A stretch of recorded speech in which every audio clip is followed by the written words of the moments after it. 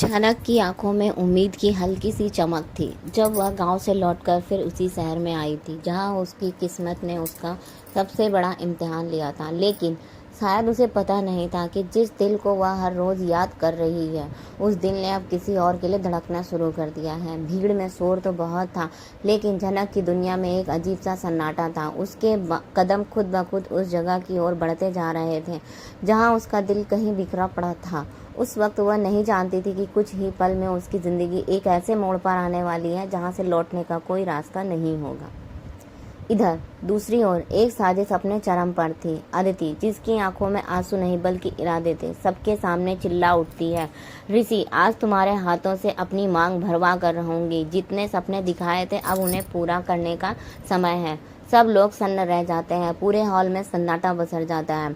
अर्शी और उसका परिवार अदिति के समर्थन में खड़ा होता है। झनक वहीं खड़ी अपनी आंखों में बहते हुए सवालों को रोकने की नाकाम कोशिश करती है। उसके दिल की धड़कनें बहुत तेज हो जाती हैं, पर उसके होठों पर खामोशी है। ऋषि हड़बड़ा कर कहता है, अदिति, ये क्या कह रही हो? ये सही नहीं है। लेकिन अदिति कहती है, सब कुछ तुम्हारी वजह से हुआ है। अब पीछे हटने का कोई मतलब नहीं।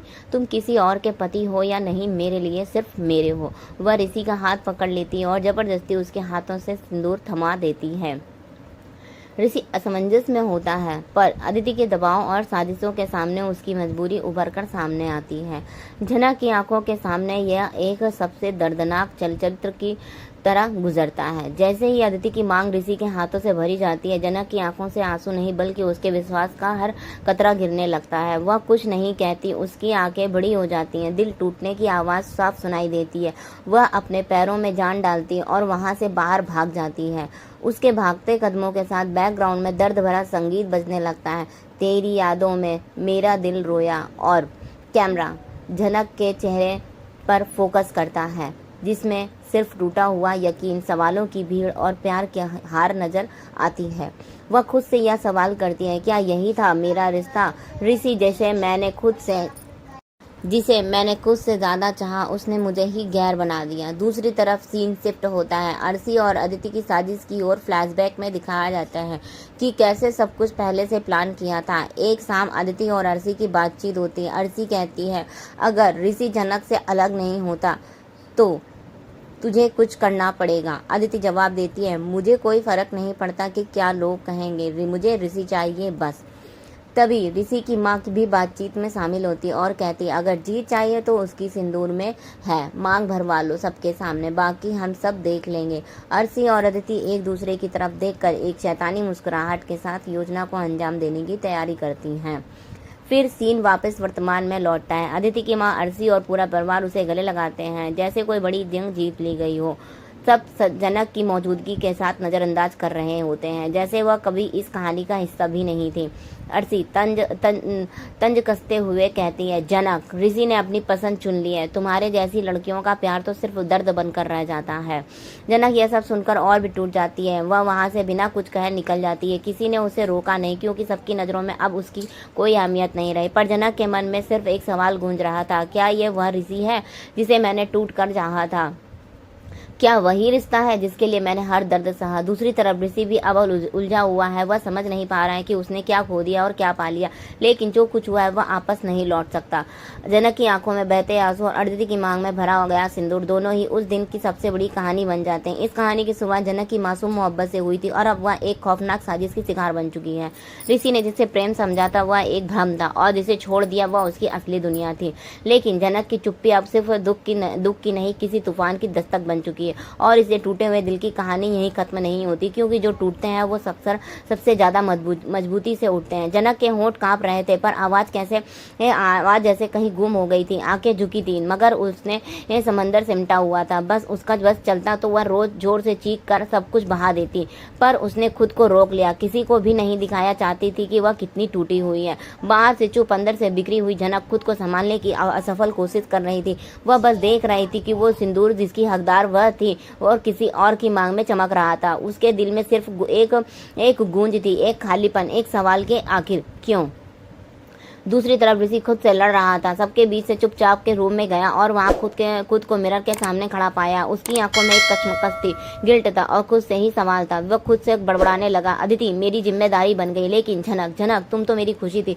शायद मैं गलती कर चुका हूँ, और यह क्या, मुझे अब क्यों बुरा लग रहा है, जबकि मैं ही था जिसने अदिति को चुना था। वह खुद को देखता है लेकिन कोई जवाब नहीं होता, सिर्फ आंखों में पश्चाताप और चेहरे पर उलझन होती है। ऋषि को यह समझ में आने लगा कि उसने जो किया वह मजबूरी नहीं थी, वह एक डर था, डर समाज का डर, जिम्मेदारियों का। लेकिन उस डर के कारण उसने झनक के विश्वास को तोड़ दिया।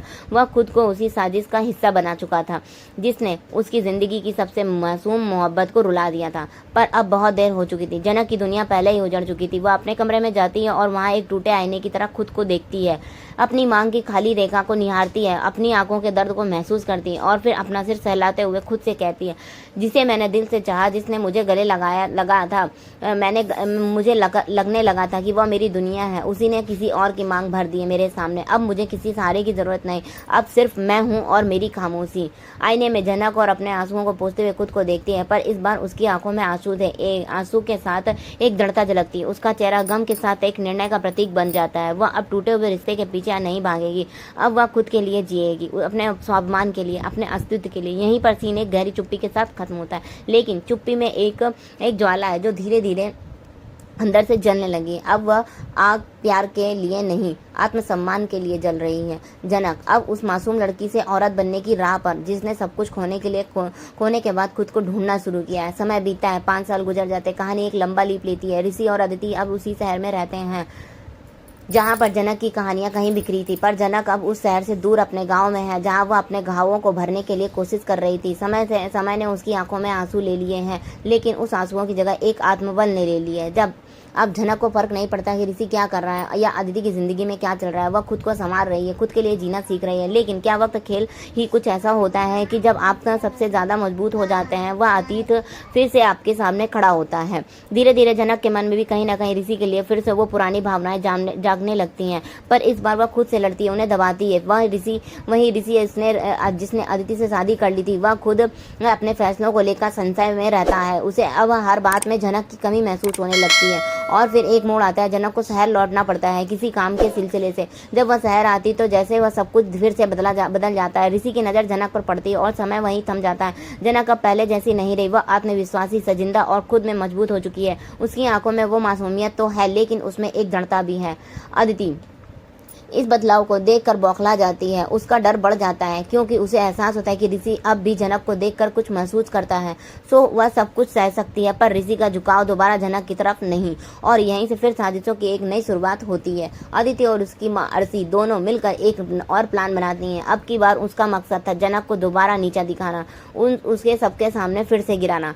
पर इस बार वो जनक जो नहीं टूट पाएगी। अब जो भी होगा वो मुकाबला बराबरी का होगा, क्योंकि अब जनक सिर्फ प्यार नहीं, खुद के लिए लड़ेगी। आगे का एपिसोड देखने के लिए चैनल में बने रहें, चैनल को सब्सक्राइब करें।